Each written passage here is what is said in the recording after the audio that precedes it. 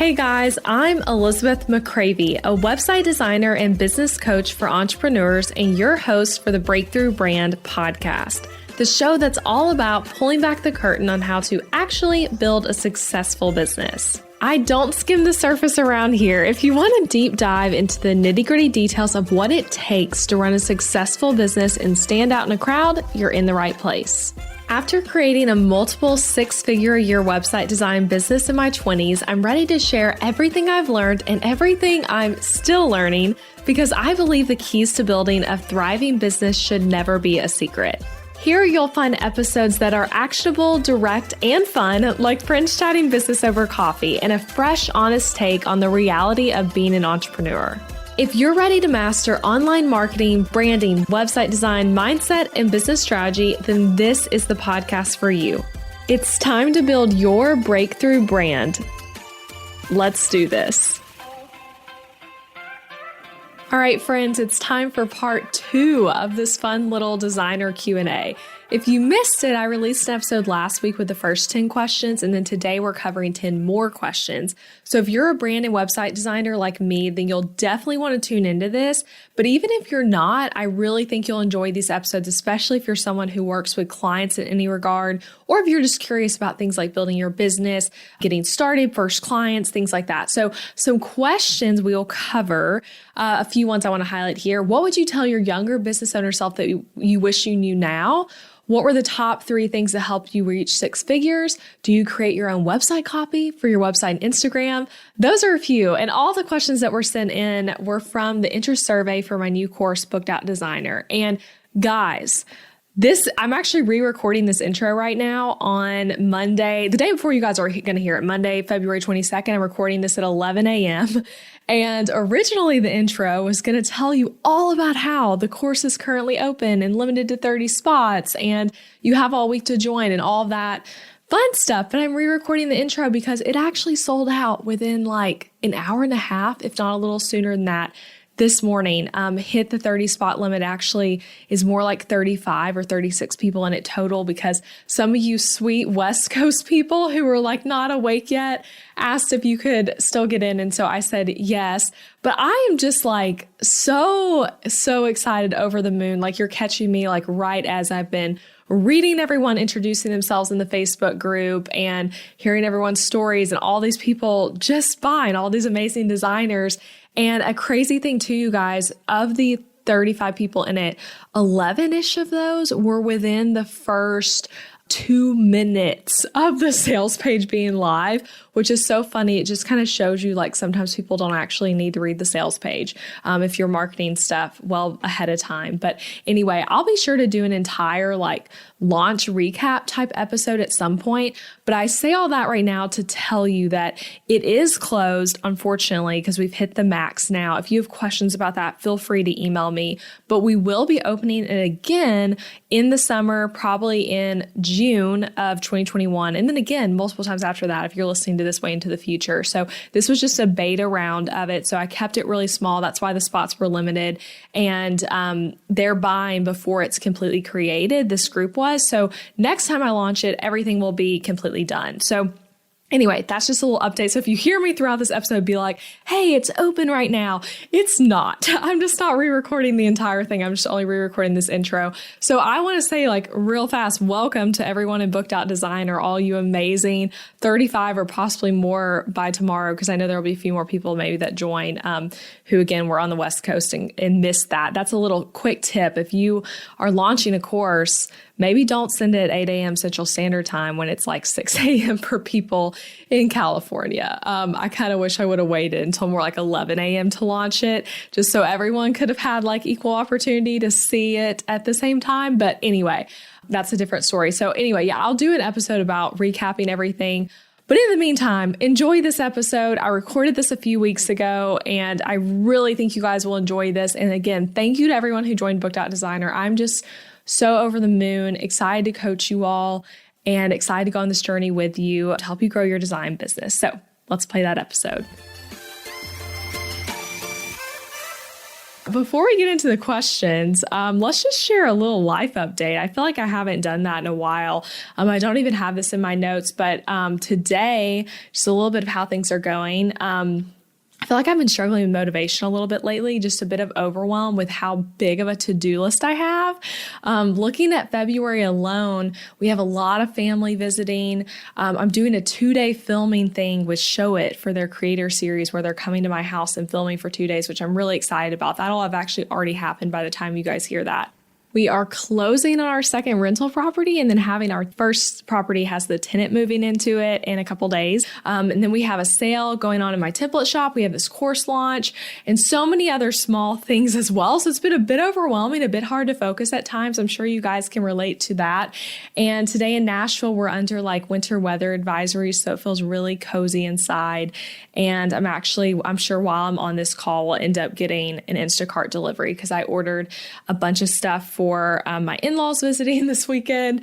And then also 3 of my closest friends all just had babies or are about to have babies. And so I bought stuff to make them lactation cookies as just a little gift that I'm going to drop by all of their houses probably sometime this weekend. But one of my friends, Sarah, literally right now as I'm recording this, is in labor, which is crazy. So I'm really excited for her. And then I have another friend who is about to due any day. And then another friend who literally just had her baby about a month ago now. So really exciting stuff there. So that's a little bit of what's going on with me. And now let's dive into all this. Let's dive into these awesome questions you guys sent in. All right. So question number 1 is, what did your workflow look like when you first started your business? I wish I remembered the answer to this better, but when I first started my business, fun fact, I had so much random stuff. So I didn't really have workflows. I had so many different services.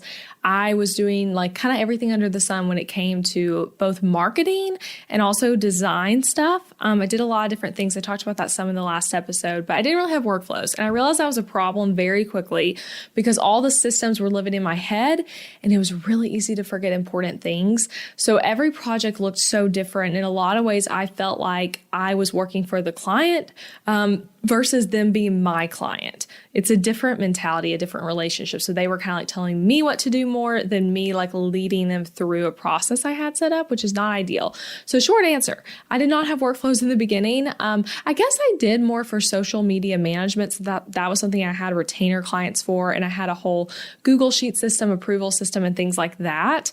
But I didn't have great systems for my design stuff, but I certainly developed plenty over time with trial and error. And I love systems. I'm very much a systems person. So as soon as I figure out what processes I need for different things, I like to make those. And that's what I did early on. Okay, and this kind of goes with the last one. What is an absolute must-have system for your business? So I wasn't sure if this one meant a process you need to have, like that type of system, or a software. So I'm going to answer with both. So with a system, I would say you need to have a start to finish system for your main service with exactly the steps and things that need to be done. So for example, if you're a brand designer, then you'd want a system for how you onboard the client, get the homework, kick off the project, do your work for the project, get feedback, launch it, close the project, all those things. It's a lot of steps. And again, not something you want to just rely on your own memory for every single project. So that would be the biggest system I would say you need. And really that's a lot of little systems in one, if you think about it. And then as far as a software system that's a must-have for designers, I think you guys know what I'm going to say without me even saying it. But I think a CRM like Dubsado would be my number one answer. I've talked about Dubsado so much on this podcast. If you go back many episodes, honestly, there's an early episode I did about how I use Dubsado, and then I did a webinar with them that's also uploaded as audio to this podcast now. So those are worth listening to, but I really love it, and I still use it now, even though I don't do just client work. We use it for so many other things. So definitely check out Dubsado. And if you want to save some money on your subscription, you can use the code Elizabeth30 to get 30% off either your first month or first year. So Elizabeth30 is that code. If you go to elizabethmccravy.com/Dubsado too, you can read some info about it. Okay, question number 3. There was so many of this question. First of all, a lot of variations of it. This might have even been the most common question of all the questions. So the question is, how do you stay so motivated and focused? How do you do it all? So it was so interesting to me how many people ask this because I don't feel like I do it all and I don't feel like I'm always motivated and focused. So there you go. That's the first answer. Just like I mentioned in the beginning, I have felt like less focused over the last few days, especially yesterday. And it just happens. That's just life and owning a business, especially owning a business over even other jobs, because you are always kind of working on it. You can always be thinking of it if you don't put it down. So anyway, I don't do it all. At this point in my business, I have products. My main thing I sell at this point is website templates, and I have this podcast, and we have all kinds of other things happening. So I do have help. And I haven't always had help. Really, last year was the first full year that I felt like I had a lot of support and contractors and team members working with me in my business. So I don't think you have to hire to build a team from day one, but as you scale, it does become important. And so, yeah, the answer is I don't do every single thing that happens in my business at this point. And then on staying motivated and focused, here are some tips I think of, especially thinking about how I was kind of feeling a bit on focus yesterday. One thing, I don't work excessively, which means that when I do work, I'm focused on the more important things, the most important things, which means there are plenty of things I just don't do and that no one on my team does. You don't have to do everything. There's so many things we're told that we have to do to have a great business, and I don't necessarily think they're true. So I like to be really focused and deliberate when I am working on here's the things I'm trying to get done right now, do those things, and then I can move on and stop working if that's what I need that particular day.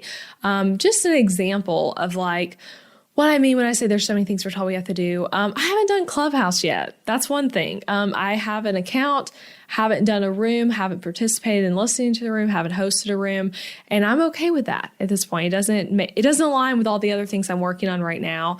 So I'm just going to skip it, at least for the time being. I also don't post on Instagram every day. Some days I'm in a deep work mode and I don't share anything. So there's a little tip there. Another one, I don't obsess over details.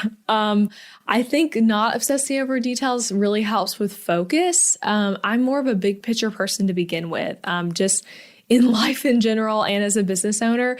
But when I am focusing on stuff, I try to focus on the things that actually move the needle forward in my business, which means not obsessing over let me make sure the background color on this story graphic is perfect. It's okay. I do plenty of things imperfectly and it all works out. And then I always like to have a plan for my workday. I've talked about that on the podcast many times, but I typically am going in with an agenda, an order of things I'm doing, particular things I have to get done that day. And something I've really enjoyed doing lately is doing the hardest thing first. And sometimes it might not be the hardest, but the thing I don't want to do the most, doing that first thing to really start my day off with a win, and then also have knocked something out, and kind of starting yourself on a nice note because you're I just accomplished something that was hard. So that might not answer the question. I mean, that's a hard question. How do you stay motivated and focused all the time? So I don't necessarily, but those are some tips that help me strive for that.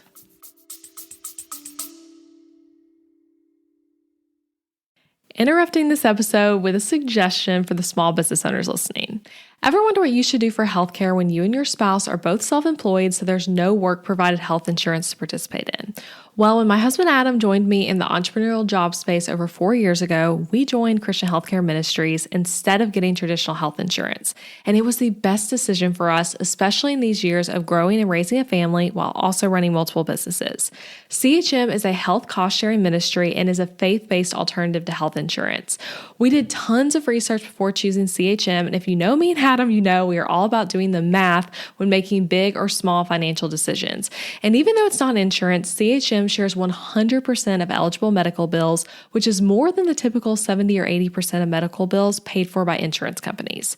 All sharing is determined by the CHM guidelines, which you can check out before and after joining. And for the mamas and mamas to be listening, you truly cannot find a better healthcare option for maternity care. I had a vaginal delivery and a C-section and birth center care and hospital care between my 2 pregnancies and births, and it was all 100% shared for. And outside of birth, we've had our share of emergency room visits and procedures as a family, and those costs were all shared by members at Christian Healthcare Ministries, leaving us only paying our monthly contribution. option. CHM is less expensive month to month than insurance, and because there's no network, you can choose your care with whichever providers best fit your family. I seriously just cannot recommend Christian Healthcare Ministries enough. You've got to check them out. Go to elizabethmccravy.com/CHM for more information. Also putting that link in the show notes, elizabethmccravy.com/CHM. Now back to the episode. All right, question number 4. This actually doesn't really have anything to do with running a graphic design business, but do you create your own copy for your website and Instagram? If so, what helps you the most in creating something engaging? So I thought this was a fun question, so I added it in here. But yeah, so I have written all the copy for my website and social media the whole time I've been in business, for the most part. And most of the time I've been in business, I've written my own email marketing stuff too. And I really enjoy copywriting. I think I understand it well, and it's fun for me. If you've bought my sales funnel kit templates, you actually get a mini course on sales copywriting that I created because I love copywriting. But then there are a few things in my business I don't do the copywriting for at this point. Again, that's like something to emphasize that like I definitely was writing this copy, even some of it up until recently. But here's some of the stuff I don't write. So some of the emails I send out, I do not write. I work with a copywriter who's absolutely amazing. I want to have her on this podcast at some point soon. Her name is Emily, but she's awesome. I love her. And it feels like she's in my brain whenever she sends me something because I'm like, this is exactly how I would have said it, only better. So she writes some of the emails, but not all of the emails that we send out. And then I also don't write my blog post, which is kind of interesting. So Abby on my team, she does all sorts of awesome stuff in the business, including a lot of stuff relating to this podcast. And she writes them based on my outline for the episode. So I do write all my own outlines. I think that's really important. So anything you hear me say on this podcast came from my mind. I put in an outline and now I say it to you. But then she uses the outline as a basis and kind of turns it into fully formed sentences for a blog post. Because most of my outlines kind of like, they'll have typos. They aren't really necessarily full sentences. Sometimes they are, but she makes all this in a blog post. And she also writes our showcase blog posts, which are really fun. If you haven't seen any of those, you should check them out on the blog. But that's where we showcase different template customers and show photos of their website, share their experience, all kinds of stuff. They're really fun. And then the third kind of copywriting I don't do is I don't write my Facebook ads copy. So if you've seen any of my Facebook ads, I probably didn't write the copy. To be fair, the copy's often based on something I did write, and I've written a few of the ads, but most of them I haven't. So that's some stuff I don't write. But everything on my website, at least at this point, I wrote all of it, and my Instagram content I write as well. And as a designer, I think understanding copy is so important. That is something I will be talking about in this course, kind of extensively, of just how important it is to have a sales and marketing mindset as a designer, because I believe it'll make you a better designer to be able to think about copywriting and work with copy and even be able to write some. As a designer, I've had many projects where I don't write all the copy. I always like set a boundary there that like if I'm not being paid to be a copywriter, I'm not going to write it. But where I'm writing headlines or editing or trying to like spruce things up a bit and make things a little bit more exciting.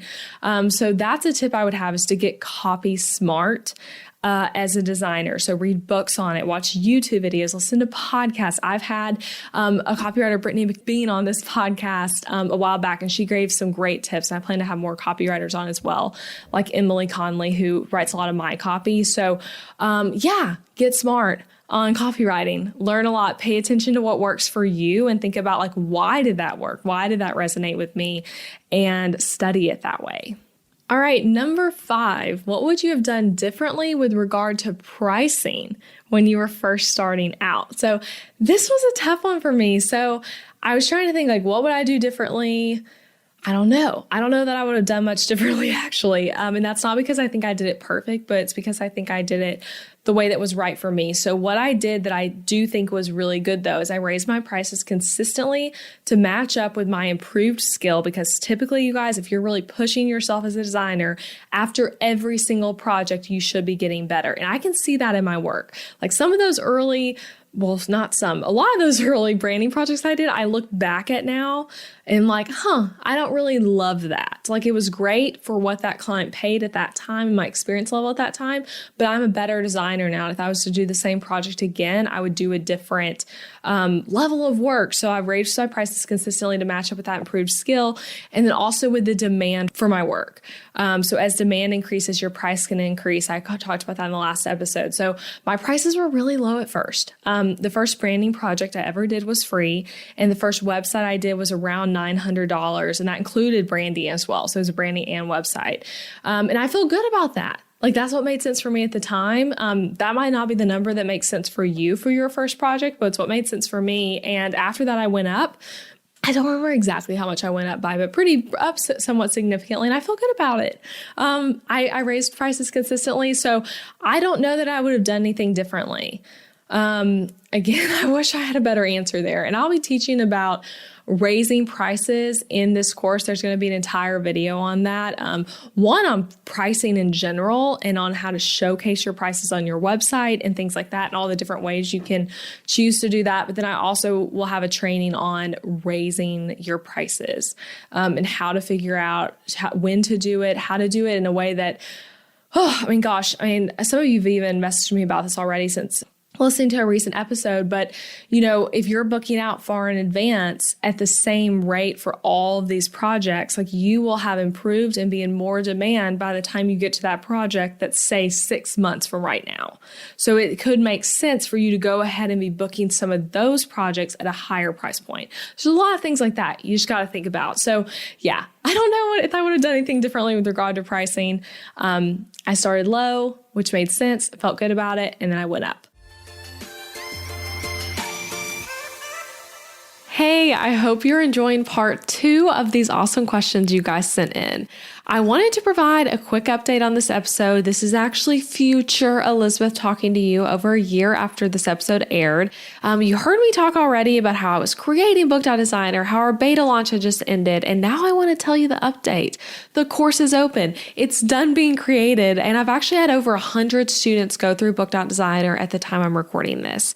And if what I'm talking about in this episode is catching your attention as things you want to learn more about and as areas you need help with in your business, then I'm telling you, you've got to check out Book.Designer. So whether you're like just starting out or maybe you've been at it a few years, but you're not seeing the results you want in your business, this course and the coaching program that comes along with it is seriously made for you. My goal with Book.Designer is to help you build a thriving, money-making design business that keeps you booked out, but not burnt out. This course has over 90 video lessons covering everything from stuff like pricing your services and delivering an incredible client experience to marketing yourself confidently on Instagram and eliminating awkward discovery calls. You also get group coaching calls with me and access to our incredible Facebook community to ask questions in. The students that are in the course seriously rave about it. I'm just going to let you go to the info page and read for yourself. I have lots of reviews and videos and all kinds of stuff you can watch of other students talking and giving feedback on the course. But to tell you one thing, one of the reviews, you hear me talk in this episode about marketing tips and networking, all of that. Well, Amanda said in her review of Book.Designer, some of my favorite parts of the course were the networking and marketing modules. I felt like those are worth the entire price of the course. So that's what Amanda had to say about it. If you want to learn more about Book.Designer, head to elizabethmccravey.com/BOD, short for Book.Designer. I'm linking to it in the show notes as well. And you can learn more about it and you can join the course right now. So I hope to see you inside of our community very soon. Now back to the tips. Number 6. I really like this one. What would you tell your younger business owner self that you wish you knew now? The biggest thing, and I've talked about this before on the podcast, but is that no one cares about your age as much as you think they do. And again, that was like a struggle for me that some of you listening I know can relate to, who started their business younger. But I started my business at like 22 years old. And even before that, I was freelancing all of college. And always felt so young. So I was just so concerned with my age. And it was not necessary. So looking back, I didn't really believe in myself very much at times. I think that was the root of it, even more maybe than the age. But I just always felt too young and I felt inexperienced.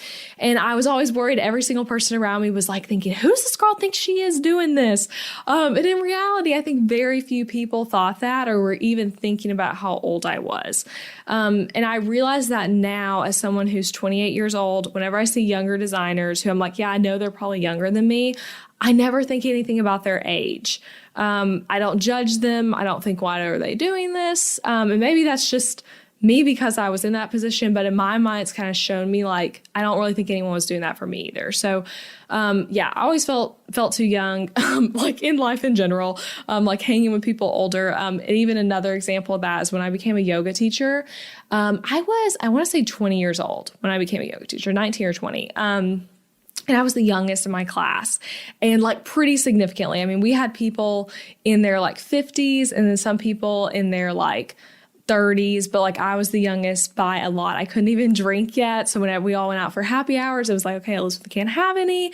So I was just the youngest, and it made me feel a lack of confidence even in that at first. But I ended up overcoming that in the yoga training. But then it's like that happened again starting my business, and then again in other freelance works during college. So anyway, and in my first job that I ended up leaving, I was the youngest on our design team by quite a few years. So anyway, I've been the youngest a lot, and I don't feel that way anymore now, but looking back, I'm like, I shouldn't have been so concerned about it. So if that's you as a young business owner and you're like worried everyone cares about your age, try to let that go. That is like the biggest piece of advice I can give you.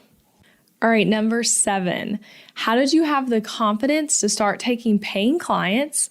And how did you get those clients to have you do their work when you did not have a big portfolio to show them? So a lot of stuff there. So this is something, again, I've said this a few times now, but I'm going to talk about this a lot in my course, Booked Out Designer. Again, it's open right now if you're listening to this live. But the short answer, you should always have the confidence to charge for your work. So charging was actually never an issue for me when you're asking, how did you have the confidence to start taking paying clients? I don't feel like I struggled with that. People should expect to pay for the end result you're giving them as a designer. And yes, some people try to get free work from you. Doing a couple projects free, I think is smart. I did that.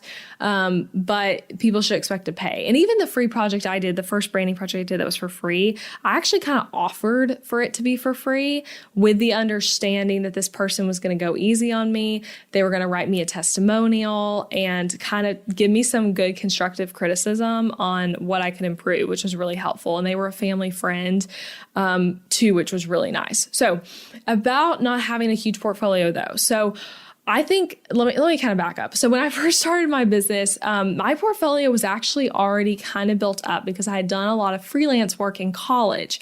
So it was real work, even though I was a student. So if you have that, then use it. If it's not real work, like if it's,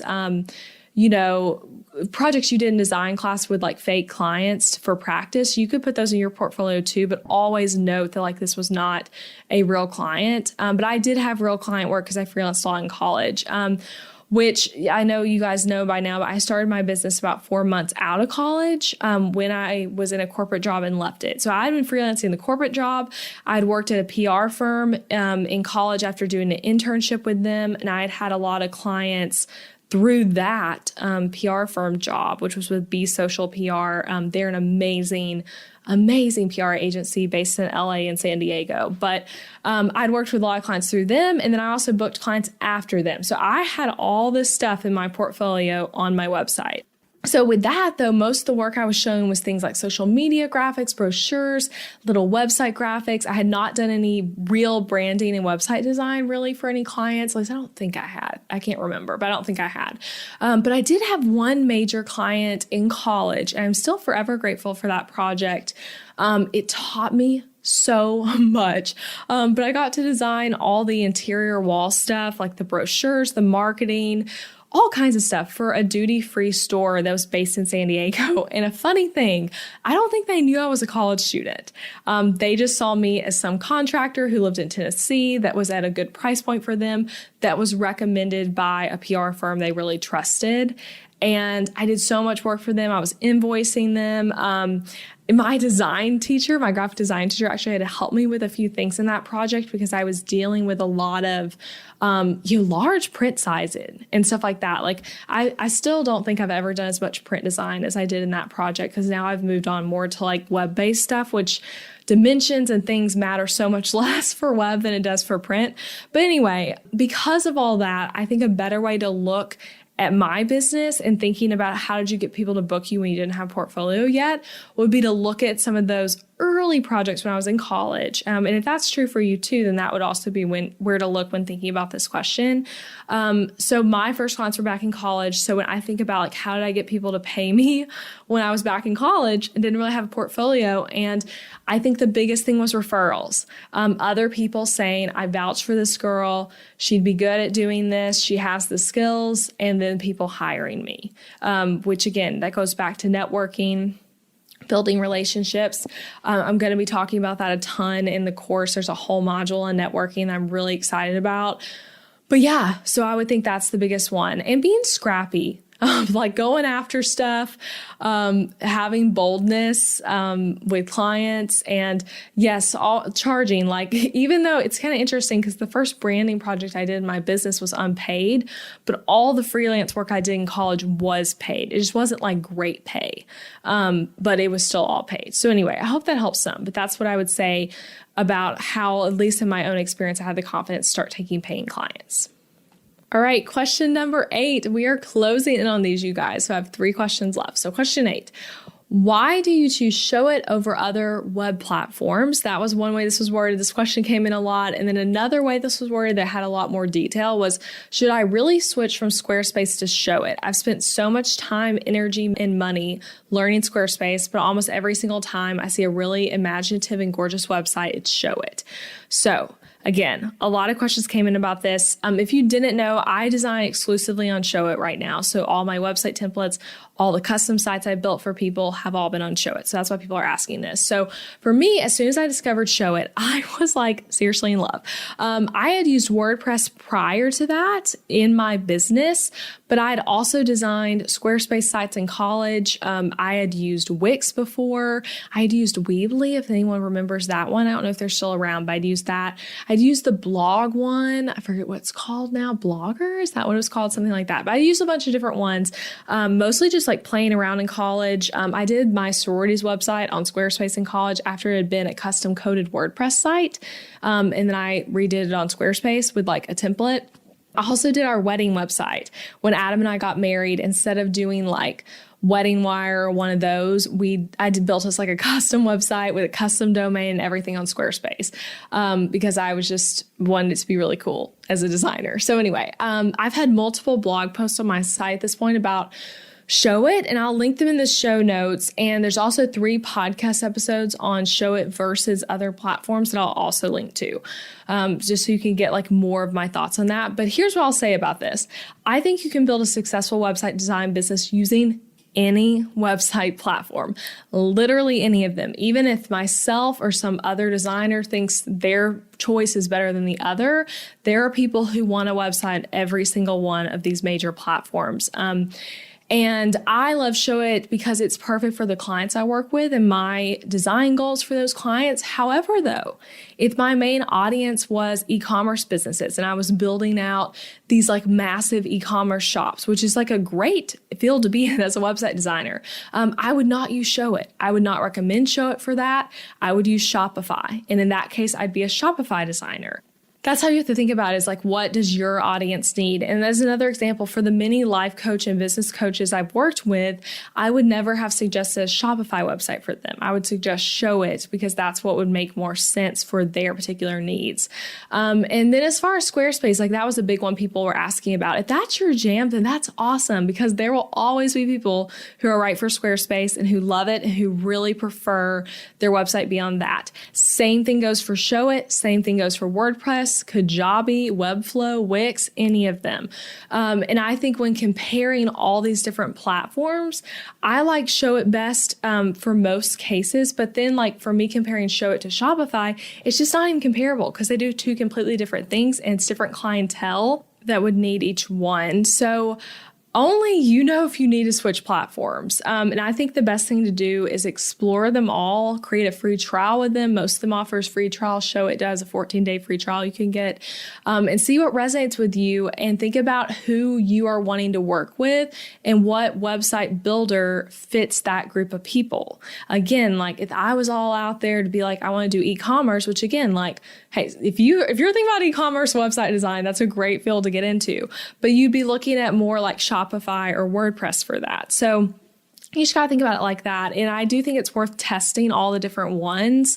An interesting thing, like for me, whenever I first discovered Showit, I'd actually just finished rebuilding my business's website on WordPress for the second time, because I had the original rendition of it.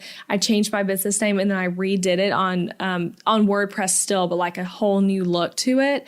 And I was really excited about it. I thought it looked really nice. And then I discovered Showit and I was like, man, I think I'm going to switch to this. And so I actually, just completely scrapped everything I just spent so much time on WordPress and redid my site on Showit, because to me, starting with my own website was really important. If I was going to, sell this as a service to clients, I wanted my website to also be on Showit. And I wanted to learn the platform by like building a site on it. So anyway, I did that. It took a lot of extra time. I remember Adam even being like, are you sure you should do that? Like, WordPress is really great. You've already had success building some sites for clients on that. Like, shouldn't you stay with that? And I just really felt a pull to Showit and felt like it was going to be the right thing for me. So I switched. So you just got to find out what's right for you. But like the question of, should I really switch to Showit? I don't know. And you could also build on 2 platforms. Like, I think that's also really incredible, and opens up possibly even more client opportunities for you to like specialize in 2 or 3 of them even. So that is my thoughts there. All right, question number 9. So this is a really nice philosophical question. And so I was like, this is really interesting. So I'm going to include this one. It's a little long, so I'm going to read it. So it says, you know the story about the old fisherman living the simple life and the businessman telling him how he can optimize, grow, do all these things to wind up living the same slow lifestyle that he now lives.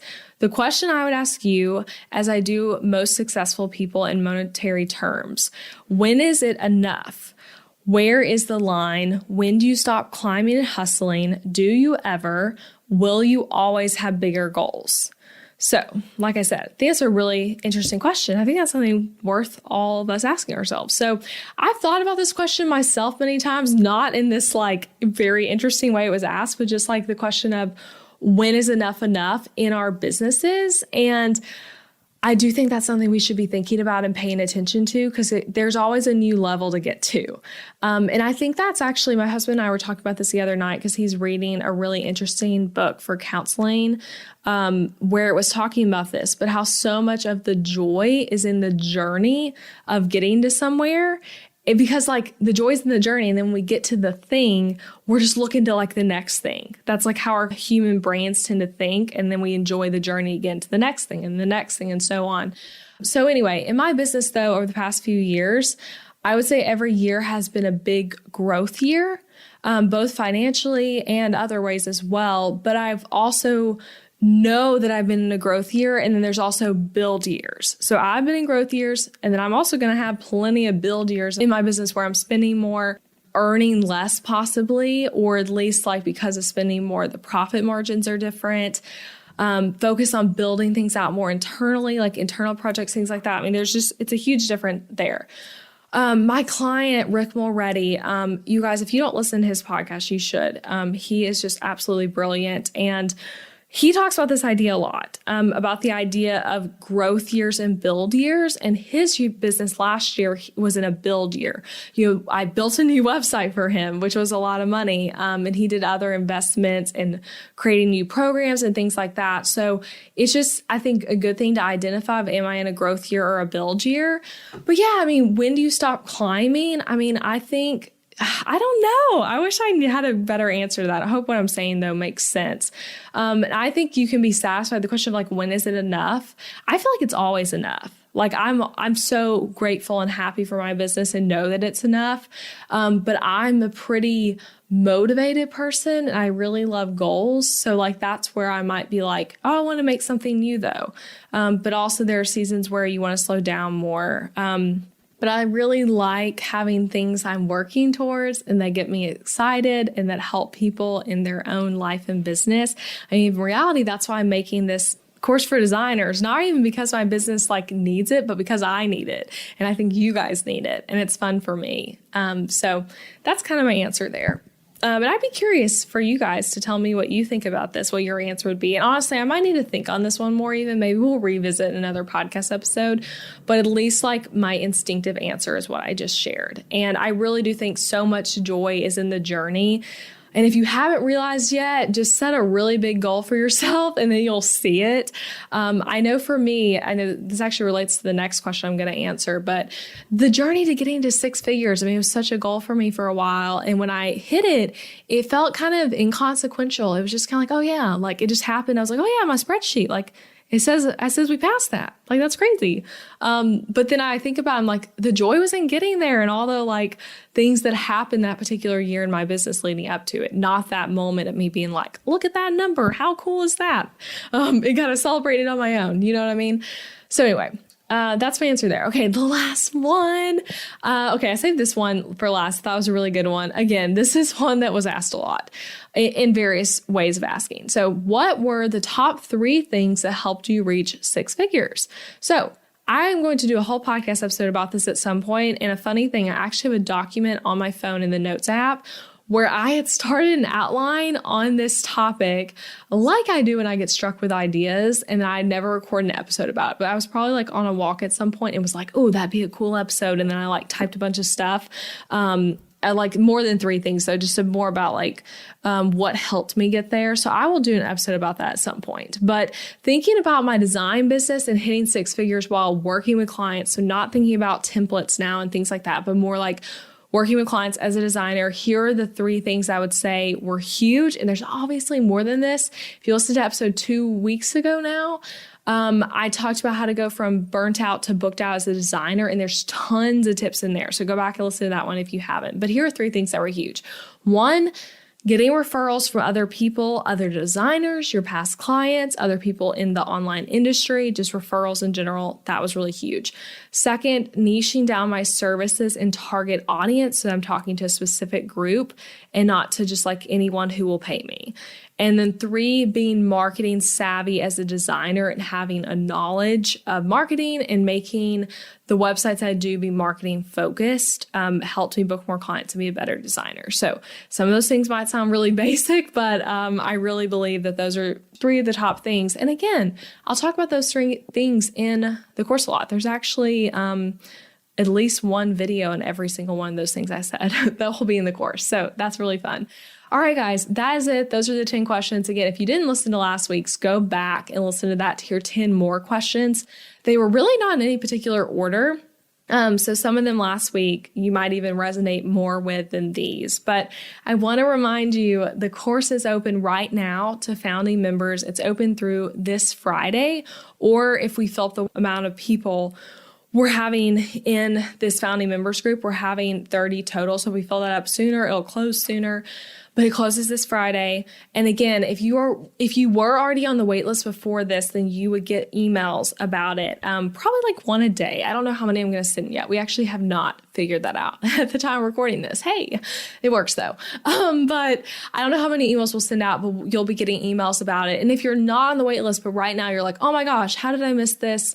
I would love to learn about Booked Out Designer. Email us hello@elizabethmccravey.com and we'll get you on the wait list and get you those emails so you can come join us as a founding member. All right, you guys, I'd love to hear your takeaways from this episode over on Instagram. I'm at Elizabeth McCravey, so feel free to share this on your stories, tag me, and as always, share with a friend who you think would benefit from this. So if you're someone listening right now who's not a designer, but you're hey, I wanted to listen to this episode because I enjoyed this podcast, please share this with a friend who is a designer who you think this would help. So anyway, that's it, you guys. All right, I'll talk to you next week.